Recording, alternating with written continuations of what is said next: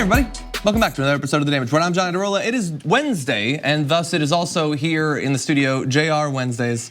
Hey Jayar. Wow, what's going on? How's it going? How you feeling? I'm good. Thank you for taking part and filling in for me during my week when I was outside of the continental US anyway. Yeah, I'm saying don't mess up now. Puerto Rico is a territory, Hawaii is a state. Exactly, and I was in a state, and but I was outside of my normal comfort zone and the bounds of the continental. Do you feel like you want to States. move there now? No, I like LA. Damn. It was cool. I like visiting other places, but once I find a place and I dig in, you can't get me out. I'm like a tick. Gotta burn me out. Anyway, we got a lot that we're gonna be covering over the course of the show, not just ticks in Hawaii. We're gonna be talking about Donald Trump. There's some new polling, or is there? He says there isn't. Can you guess what kind of polling it is?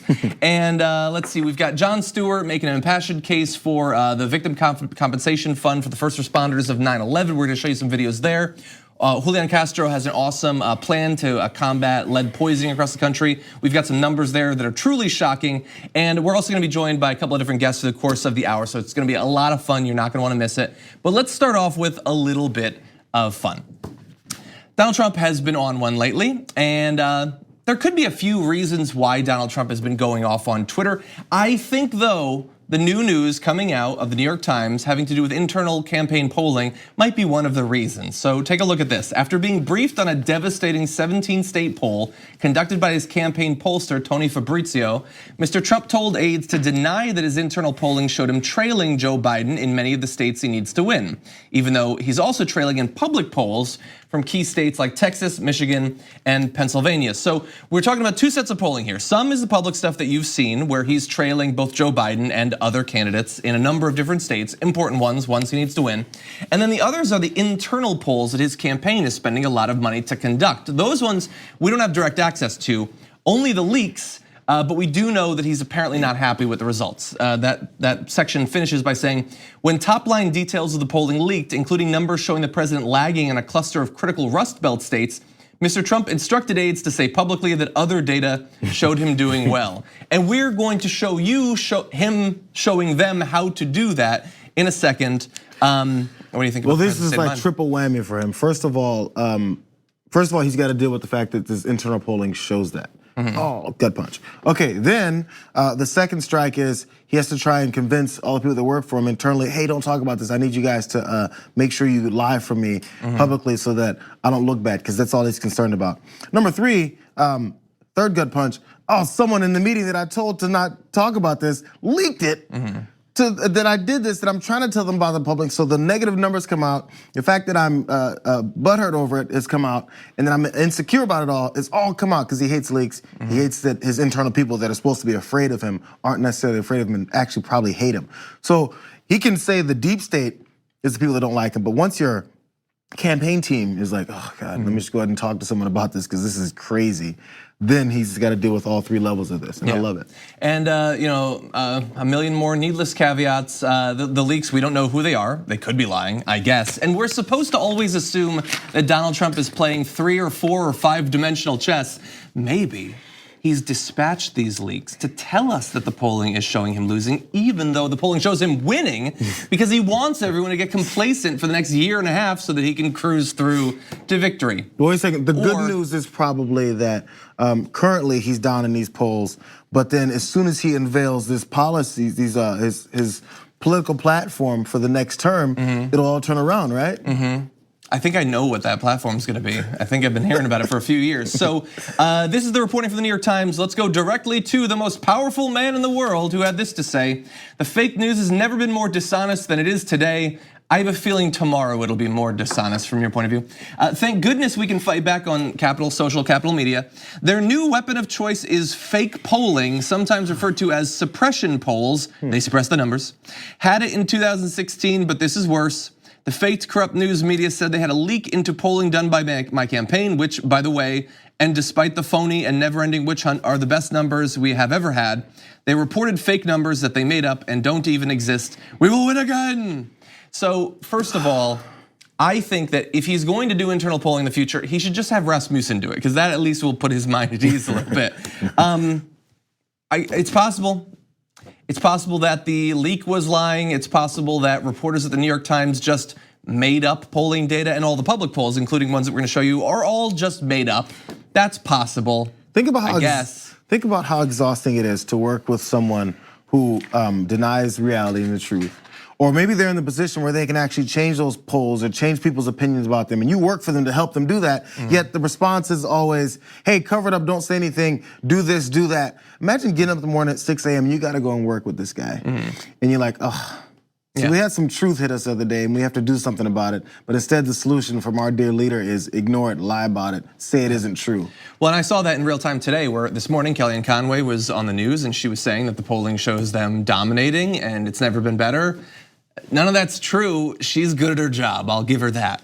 We've got some more. It's an opportunity to do something. It's so crazy. If you're confronted with a problem in your work life, you have an opportunity to fix it. Instead, you just decide to do nothing. Yeah, well, I would also say that Donald Trump is blessed by the fact that at least in the large numbers, the economy is fine.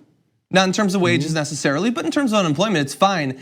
How easy would it be if you were Donald Trump, if I were Donald Trump, to just do a couple of symbolic things to get a few of the people who don't really pay attention to politics that much to cross over and support you? He could easily do it with a few things. He doesn't want to. Instead, he wants to try to get elected on cruelty and fear and xenophobia and all of that, which I guess, to his credit, is more authentic for him.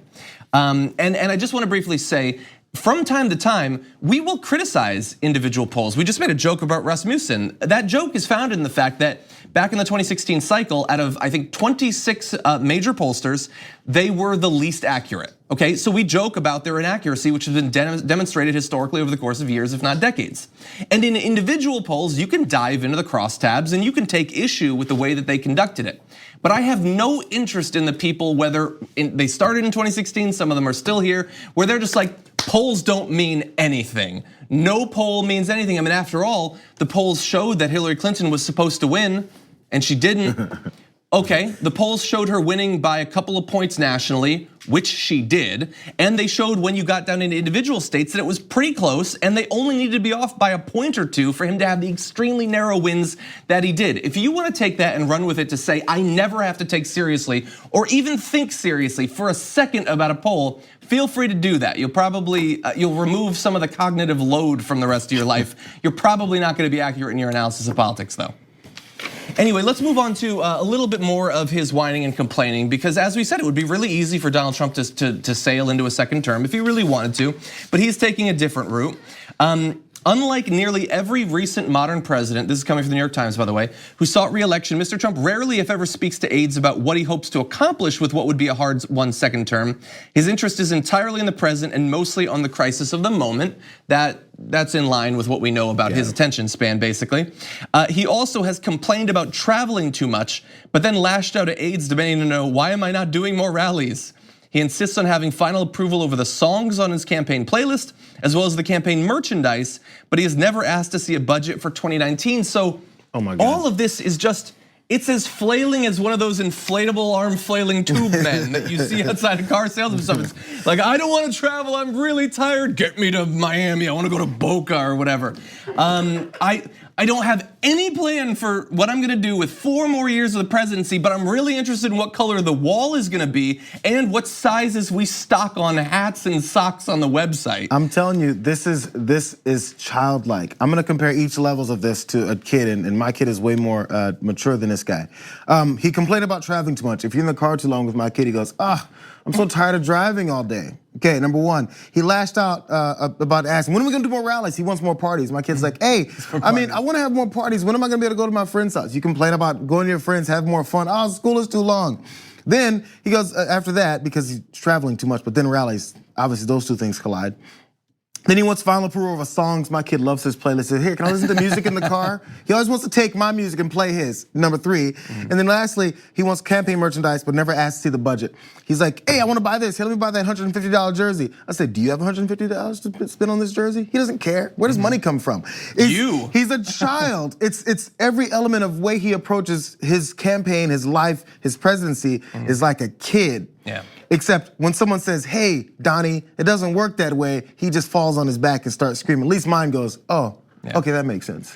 Yeah, and it even gets into his political feuds. And so I wanna turn now just for a couple of minutes to Joe Biden, okay?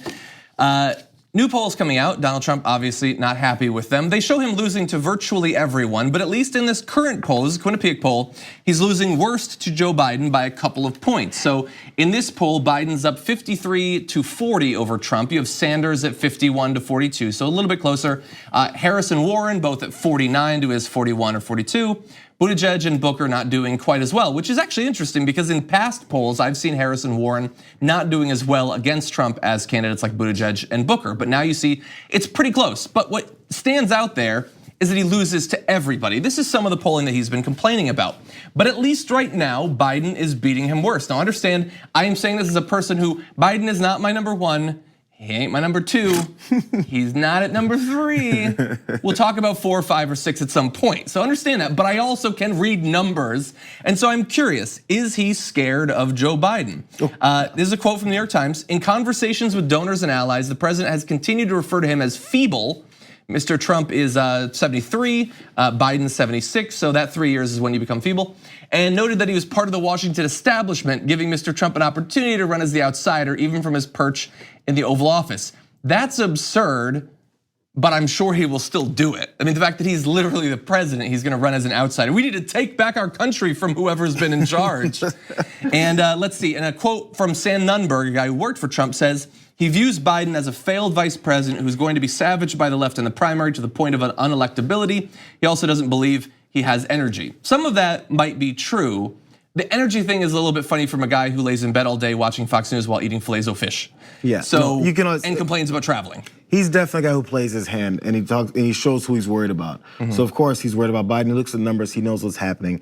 And also, I don't know if he's looked further than that to see all the rest of the numbers. It's just Biden has the bigger lead right now. And yeah, like you said, maybe there is some kind of a takedown that would happen within the primaries. That's what happens in primaries. People get exposed sometimes to their level of electability amongst those particular voters. Yeah. So, I mean, he sees it, but honestly, there's not much room right now, so he's got to do something else besides cry. Yeah, I thought about showing you some of the video in the past day. He's been talking a lot about Biden. And what he's talking about mainly is how Biden won't stop talking about him while he won't stop talking about Biden. I love that sort of political bromance going on.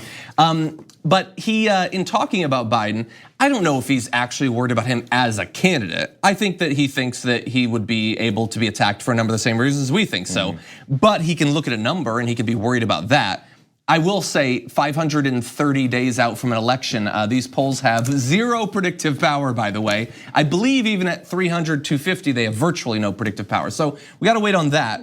But I mean, when he attacks Biden and says he's low energy, he's too old, he's too dumb, it's difficult to not see that as him talking about the face he sees in the mirror. I mean, the projection is just so shallow and so predictable, so obvious and so constant.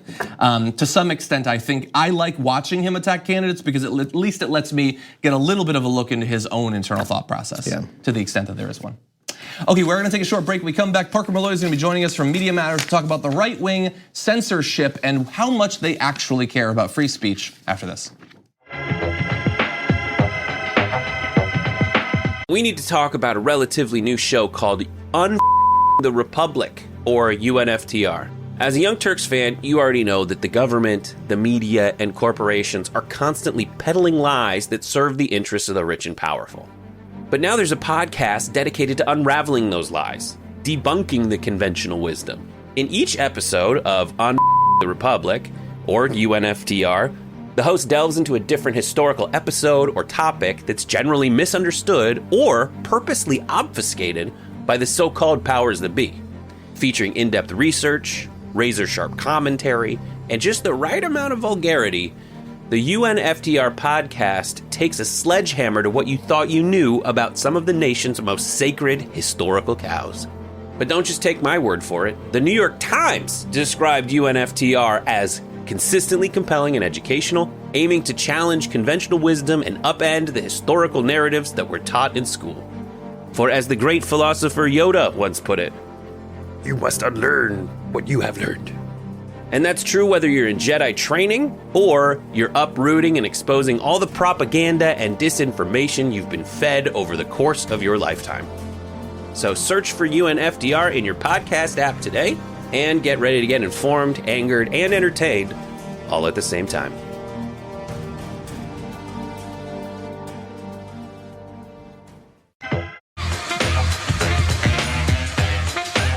Over the last week, the internet has been abuzz with claims by the right wing that social media companies are censoring them or shadow banning them or suggesting people that aren't right wing. It's a lot of different things all bundled into one. And joining us now to break it down and respond is Parker Molloy, editor at large for Media Matters for America. Parker, welcome back to the show. Hey, thanks so much for having me. Always glad to have you on, and I've been enjoying your recent postings, both on Media Matters, which you've been doing for a long time, and also your Twitter threads having to do with the claims of censorship and the instances of what they think classifies as censorship. So I'm curious. Over the past week, there's been controversy. YouTube has responded in a variety of flailing ways. What have you thought about the fallout from all this? Oh, it's just kind of been a YouTube's response to, because there was the video with Steven Crowder criticizing Carlos Maza, and then Carlos got sick of being called anti-gay slurs. So he criticized YouTube on Twitter, and so then there was that pushback. But it was YouTube responding over and over and over in Carlos's mentions as they were trying to tweak things.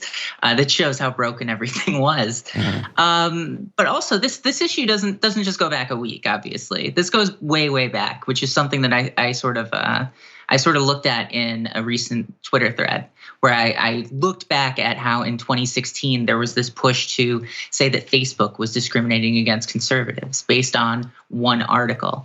And so then it went from there to changing the Facebook algorithm. And then once the Facebook algorithm was changed, they removed the trending section, and then Trump got elected. And that didn't solve their problems, because the answer is not that conservatives genuinely believe that they're being discriminated against. It's working the refs, which is to send this impression that they're being discriminated against, which is kind of the whole goal. And there's one line in one of your threads that I just want to focus on, where you say, and I think it's the most true thing, they will never stop claiming that they're being discriminated against. They will always say that. They will always say that they're being censored, regardless of what the algorithm does. And so I think, like, people can disagree on exactly what Facebook or Twitter or YouTube should do, but they should understand that lurking in the background, even if it might seem like occasionally these people are allies of convenience for you, their motivations are different and the end game is very different. So for that, I just want to thank you for some of your commentary in that area. Oh yeah, of course. And with that, on that point, you again back to Facebook. If you look at what happened there after 2016, they didn't stop complaining. They kept complaining. They kept insisting that they were being discriminated against, because you would see sites like Breitbart or the Daily Wire arguing that because their traffic went down coming from Facebook, which everyone's traffic went down because Facebook stopped showing so much news.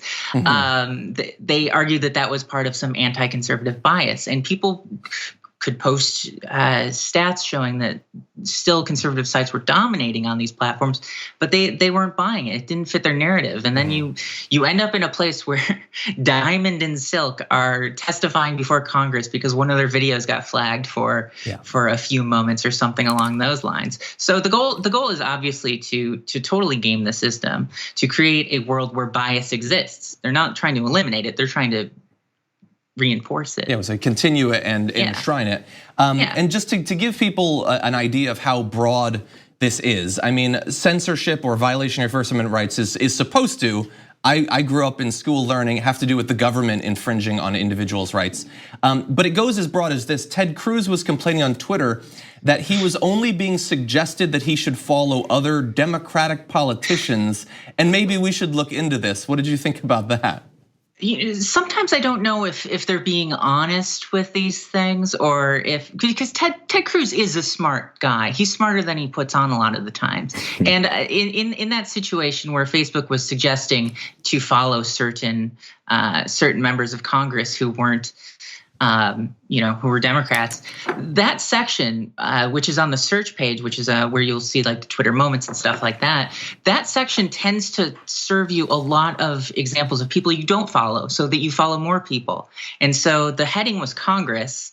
And Ted Cruz was like, why am I not getting any Republicans? It's probably because he already follows them. I checked and he didn't follow any of the Democrats that he listed. And whether it's that or whether it's someone claiming that because a Wikipedia page was edited and Google picked up what the Wikipedia page says, that's proof of Google's bias or something like that. There was that instance last year where Kevin McCarthy thought that Google had changed it so that it said that the California Republican Party was, a bunch of Nazis or something like that. But really, it was just a vandalized Wikipedia page that temporarily showed up on Google like that. So either people are inept at tech and are making these complaints, or they're banking on the fact that their audience, that their base, the people who they're trying to reach, that they don't care enough about tech or don't understand it. And which they might be right. I don't know. Or it could be both. And I will also say that I think that Ted Cruz recently has discovered, and you've shown this recently by showing a bunch of screenshots from Dave Rubin's Twitter account. On the right wing, all you have to do now is complain that you are being discriminated against on whatever platform. Just do it over and over and over again. And not only does it mean that those sites will try to rectify the situation, but your followers will eat it up because they desperately want to see themselves as victims of these tech giants. So I think that Ted Cruz might just be trying to do a cheap version of that. I wish that we had more time because I also wanted to talk to you about these new claims that identifying racism are causing people to become racist. I saw you tweeting about this today. Hopefully we'll have you back on in the near future to talk about that, Parker. Let's do that. Thanks. Thank you. We're gonna take a short break here. When we come back, Jon Stewart was in DC yesterday to fight for funding for the Victims Compensation Fund for 9/11 first responders. We'll be talking about that after this.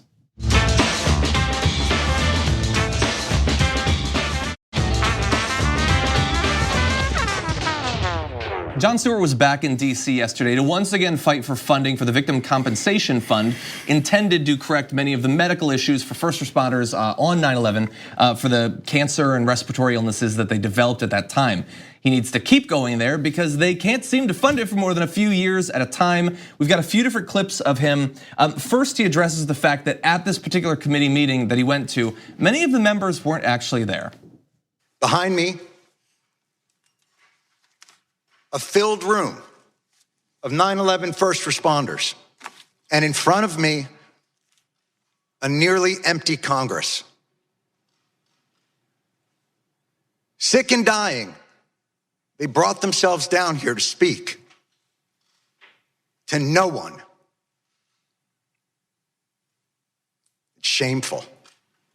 It's an embarrassment to the country, and it is a stain on this institution. And you should be ashamed of yourselves for those that aren't here, but you won't be. Because accountability doesn't appear to be something that occurs in this chamber. So you get right off the bat the impression this is strong. He takes this incredibly seriously. After the meeting, a number of the representatives had excuses for why some people weren't there. They're meeting with constituents, it's a subcommittee meeting, blah, blah, blah, blah, blah. They weren't there. They could have been there. They weren't there. That's the way I see it. Okay, so the people who had their excuses for not being there, also, do they say, remember, never forget, on 9/11 every year? Do they post, do they have speeches? Do they put out statements saying how much they thank our first responders and remember the victims? If they say all that stuff, just skip that day too. Skip that day and say, yeah, I'm sorry, I forgot today. So sometimes forget, only when I'm talking to constituents or doing something else. Be consistent. Don't use it only when it's politically helpful for you. Because by the way, oddly, if you show up and do something for our first responders, not only is it right, but it's also politically helpful. Yeah, it would do both at the same time. And we're gonna have some numbers on how bad the problem is, but I wanna get to more of the video just because it was so good. So here's more of Jon Stewart. The official FDNY response time to 9/11 was 5 seconds. 5 seconds. That's how long it took for FDNY, for NYPD, for Port Authority, for EMS, to respond to an urgent need from the public. 5 seconds. Hundreds died in an instant. Thousands more poured in to continue to fight for their brothers and sisters.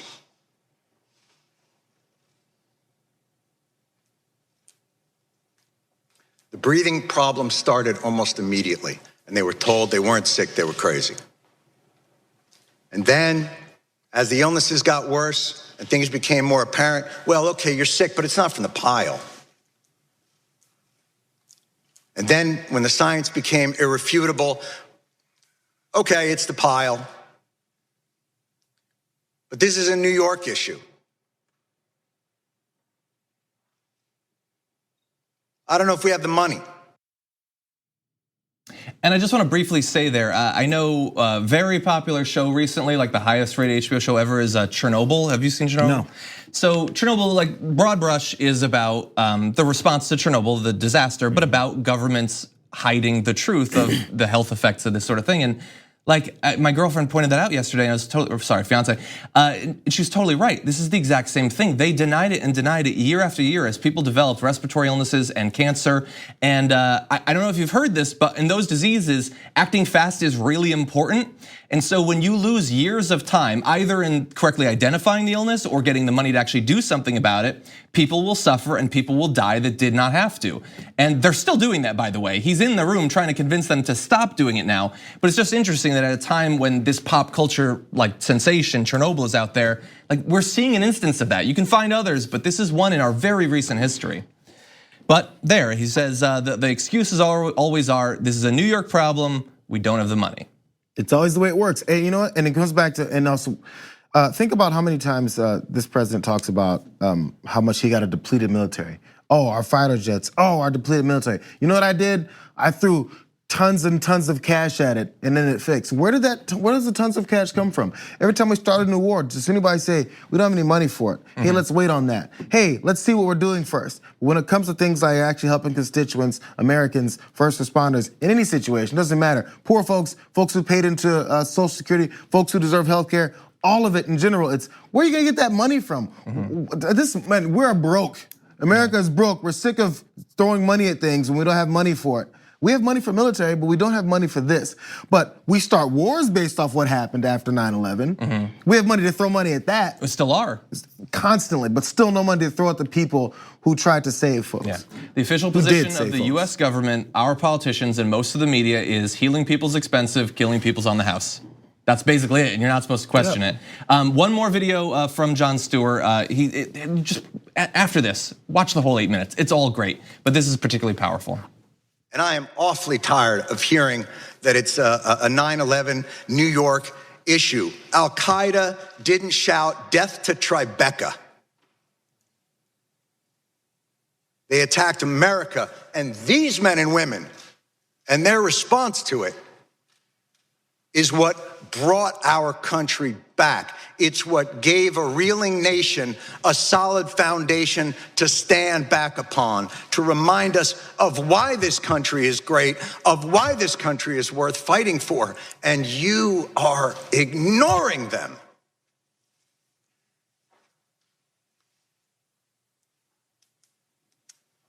And you can end it tomorrow. Why this bill isn't unanimous consent and a standalone issue is beyond my comprehension. That's 100% right. I mean, we've already been through this multiple times, and they fund it for a couple of years, and they're like, we'll get back around to it at some point. How you would think in a country where, as we were just joking about, we never question funding for a ship or a plane or whatever. We're always raising the military budget. The idea that this is not a slam dunk, even for like crudely callous jingoistic reasons, is incomprehensible, or as he said, beyond my comprehension. But the idea that even once all the attention has been put on it time and again, that those people, and by the way, the House panel did unanimously pass it in the end. It's not done, it's not law, and we'll get to the difficulties that come, but that you have to have hearings, that you have to return to this every few years. Those people are dying of cancer. I have a feeling that those in 5 years who haven't died of it are still going to have those same health problems. Maybe we just fund it all now. Maybe we just say for these people, these first responders who are willing to go in to rush into buildings that were falling, hundreds of them died, more than hundreds, and others will be dying in the future. They always get health care, all of them. It should be right for all the humans. We're fighting for that. Every American, we're fighting for it. But at the very least, those people, how is that still a conversation that we need to return to every 2 years? Politicians are gonna politic, right? So anytime a politician does what they're gonna do, which is ignore problems that actually face people and would help them, it's an indictment on rest of the citizens of the country that allow them to do it. So if they believe they can get away with stuff because they're like, they'll forget about it, they don't really care that much, and then they end up being right, that actually it indicts the rest of us that this can happen, and then these panels go on unfulfilled. money isn't given to these type of situations, it means that we're endorsing that. And then after they leave and go, oh, they actually didn't care. Let's move on. Let's put our money somewhere else. Yeah, and at least in this case, I mean, would it have been unanimous without Jon Stewart? I'm not sure. They did the right thing, though. I want to read just 2 more quotes. The first is from Luis Alvarez, a former, is now retired detective and 9/11 first responder, who said, "Less than 24 hours from now, I will be serving my 69th round of chemotherapy. Oh man, Jesus. I should not be here with you, but you made me come. You made me come because I will not stand by and watch as my friends with cancer from 9/11, like me, are valued less than anyone else." And Jon Stewart said, "They responded in 5 seconds. They did their jobs with courage, grace, tenacity, humility. 18 years later, do yours." And thankfully, in no small part, thanks to the first responders who testified there, the crowd that was there, and him, they are. But passing that committee is just the first step. I have no doubt it'll pass the House. Hopefully, we've got rational people in charge now, but there's still the Senate. And when asked about the legislation, Senate Majority Leader Mitch McConnell sidestepped the issue, saying he would have to take a look at the bill.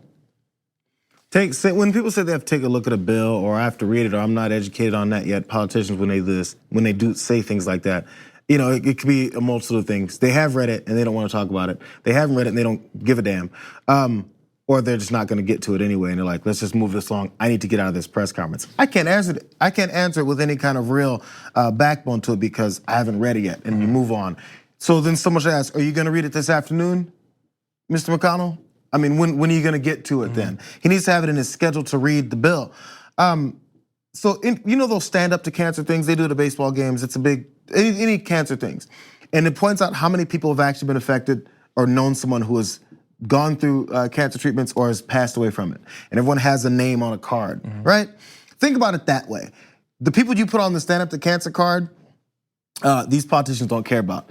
This first responder went through what, 69? Going through his 69th chemo treatment. Yeah. So if you've seen any of your family members or loved ones or friends go through cancer treatments and you've seen them after chemo, during, before, and after, think about it that way. And it's been this many years after, and we're not doing anything else about it. Imagine if your friend and family that's going through all the cancer treatments, if they got it because they're too busy saving other folks' lives, and this is our response. Are you proud? Maybe Mitch McConnell cares. We don't know yet. He's got to read it. He's got to read the details to know if we should be paying for the health insurance of these first responders. And just 2 quick things. I apologize, I know we're over, but remember when Ilhan Omar's comments were twisted to make it seem like she was making light of 9/11? Like how much work they did to twist those words to try to make her seem like she didn't care enough about this? Mitch McConnell, maybe he wants to give him health insurance. If that's not 100, 1,000 times worse than anything Ilhan Omar or Rashida Tlaib ever said, I don't know what is. But I have a feeling which one the right wing will take seriously and which they won't.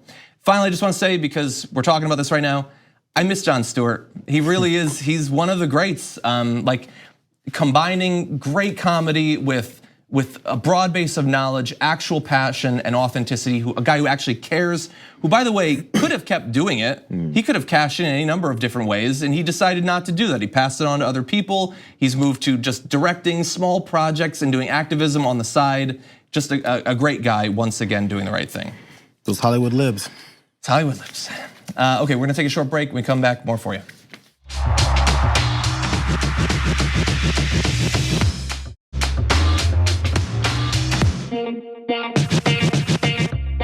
Joining us now is Matt Johnson, press coordinator for Direct Action Everywhere. Matt, welcome to the Damage Report. Thanks so much for having me on, John. Thrilled to be here. Glad to have you here. So recently there was a protest in California at a duck farm and slaughterhouse.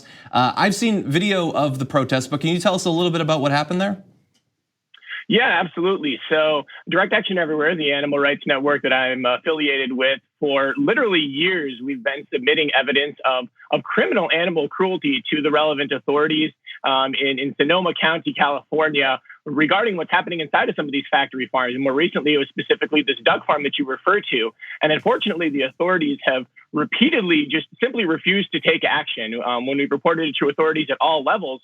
And so finally, ordinary people have said that when our elected officials are not going to take action in the face of criminal animal cruelty, we're going to take action ourselves. So we went in there and we rescued some of these sick and injured animals. And we also locked ourselves, many activists locked themselves to these facilities in an act of civil disobedience to demand that our elected officials are held accountable to the will of the people. And you're seeing there some of the footage of people being locked to one of the bits of machinery that moves the ducks through.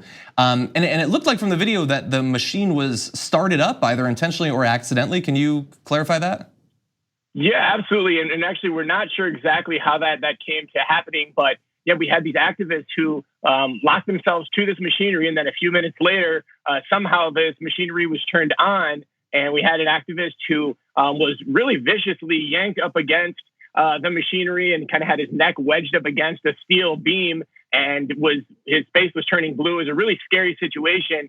And fortunately, he made it out, in reasonably okay shape. He was hospitalized with severe pain and nerve damage, but could have been much worse. So I'm curious, in these sorts of direct action protests, I mean, obviously there was some risk there. He was being injured, and you're on machinery that can be dangerous. Where do you draw the line in how much risk your members are willing to take when engaging in these sorts of protests? Yeah, that's a great question. I think we really, we take the precautions that we can make, and we're certainly going to kind of reevaluate things in light of what happened there. But ultimately, yeah, people are really inspired by this growing movement, and people are really motivated by what's happening in these farms and are willing to take risks to not only their safety, but to their freedom. As we've seen, 79 activists were arrested on felony charges that day, in addition to many others who were facing felony charges previously. So, these are calculations we have to make, but certainly sacrifice is an inevitable part of social change. What are the charges that your members are facing now? It's varied amongst many instances by now, but burglary charges are very common, theft charges, that sort of a thing, and as well as misdemeanor trespasses is also a common charge. So I'm also curious, one of the first things I remember doing when I started working here at TYT was I had to edit down some videos that had been taken by an employee at a pig processing plant. And that was really difficult to watch and difficult to show people. And in several states since then, there have been so-called ag-gag laws that have made it a crime to film what happens inside of these places. How does that change, I guess, the behavior or the prioritization of direct action by groups like yours when less of that footage is sort of just coming out as a result of insiders? Yeah, that's a really interesting question. I appreciate the way the Damage Report has covered that issue with the ag-gag laws. I'm actually from the state of Iowa, where the federal courts thankfully struck down the law in January, the ag-gag law, and then just 2 months later, it was rushed through and passed by the Iowa legislature, where agriculture obviously looms large there. And as far as how that affects our work, it's really interesting because it has had, unfortunately, the intended impact of depressing this sort of whistleblowing activity. But I think there's actually a reverse effect happening, whereby ordinary people are feeling empowered to elevate our voices where they are least welcome and to directly challenge this legal system, which is in complete misalignment with animal welfare, with environmental concerns around the animal agriculture's influence in climate change, and just frankly, the will of ordinary people. So I think that it might actually be really backlashing and causing more activism in some of those areas, but we'll see that with time. So there was another event, we only have a little bit of time, but back, I believe on June 6th, one of your members was arrested for approaching Jeff Bezos on stage. Can you tell us what happened in that case? Yeah, absolutely. So this is activist Priya Sahani. She was facing 7 felony charges related to this investigatory work for investigating chicken farms that supply to Amazon. And she took her concerns directly to Jeff Bezos, the richest man in the world, after he and Amazon completely refused to engage on this issue. And so she approached him, and her thank you for approaching him about this corporate misconduct was that she's now been slapped with 2 additional felonies. And one note I want to quick add too is that California law actually protects the actions that we're doing. So not only is what's happening inside of these farms criminal, but California Penal Code 597 actually says that ordinary citizens are empowered to go into these places and to protect animals in the same way that that rescuing a dog from a hot car by breaking a window isn't vandalism or isn't burglary. Going in and rescuing animals and helping them inside a factory farm is similarly protected by law. But unfortunately, the powers that be are not interested in enforcing that law and are in fact prosecuting the very people looking to do the right thing. Well, best of luck to the many dozens of members who are facing charges right now. And Matt Johnson, thank you for joining us today on the show. Thank you so much, John. We're gonna take a short break here. When we come back, Julián Castro has a new plan to deal with lead poisoning across America. We'll give you the details after this.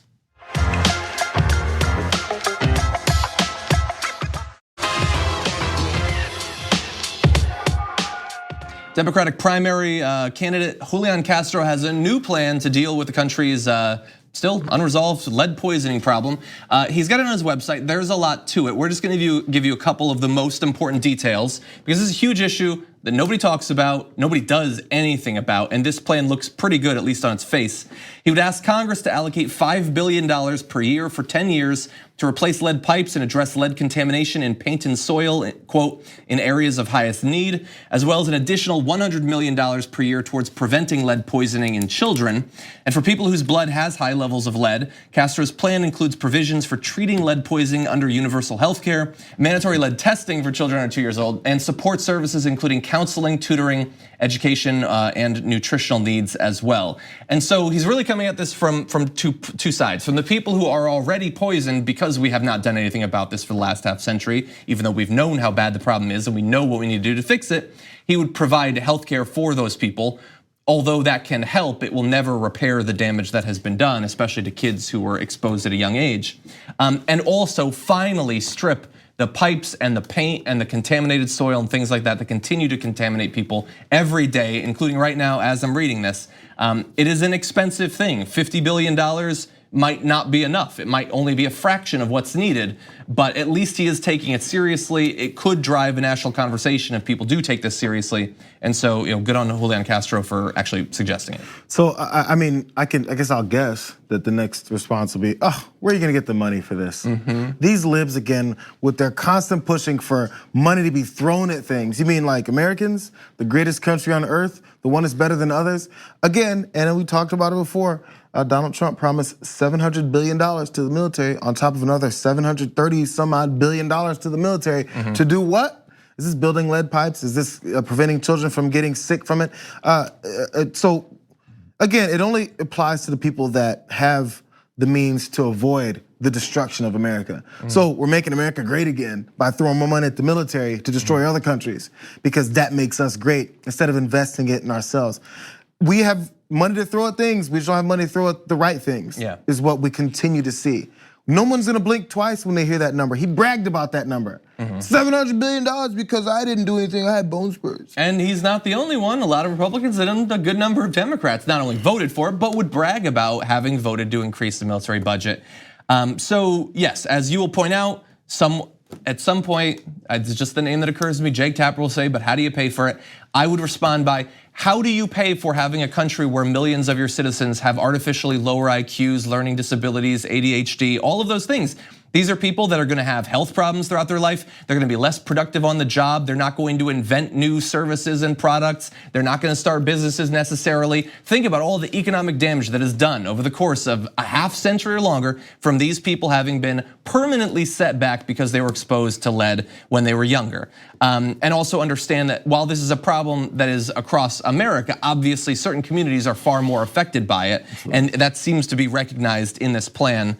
I also want to say, by the way, when he talks about mandatory testing for lead poisoning, you might think, well, they must do that, right? No, they don't do that. Although in 2014, the CDC found that 4.2% of children tested had elevated blood lead levels of, that's 5, I think it's milligrams per deciliter or greater. That's horrible. There's no safe level of blood, of lead in the blood. And many states have missed significant percentages of the kids that are actually contaminated. We're talking 20, 30, 40, as high as 70 or 80% of kids who are contaminated, they get missed. So the testing is very needed. Jayar, yeah. Thank you so much for joining me. Always good to have you on Wednesdays. We'll have you back on next week. Thank you to everybody who's been watching. If you haven't already left a review on iTunes, I know I've been telling you to do that and some of you haven't. Maybe do it this time. And we'll see you tomorrow morning with a lot more news.